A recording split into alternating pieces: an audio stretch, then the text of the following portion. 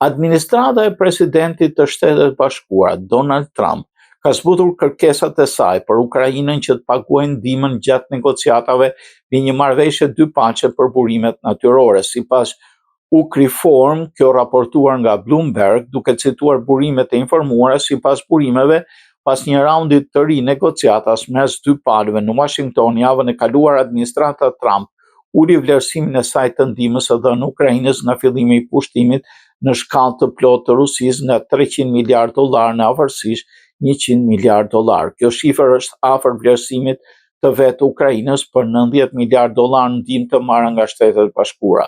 Vjetër se përfaqësuesit e qeverisë ukrainase nuk pranuan të komentojnë përpara nënshkrimit të marrëveshjes dhe Shtëpia e Bardhë nuk u përgjigjen kërkesa për koment. Megjithatë, një zëdhënës i thesarit të Shteteve të Bashkuara tha se negociatat teknike të javës ishin shumë produktive.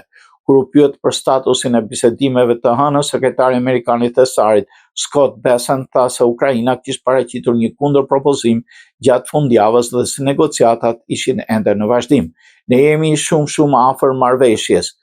Ajo madje mund të nënshkruhet këtë javë, citohet e këtë thënë Bessent në Buenos Aires.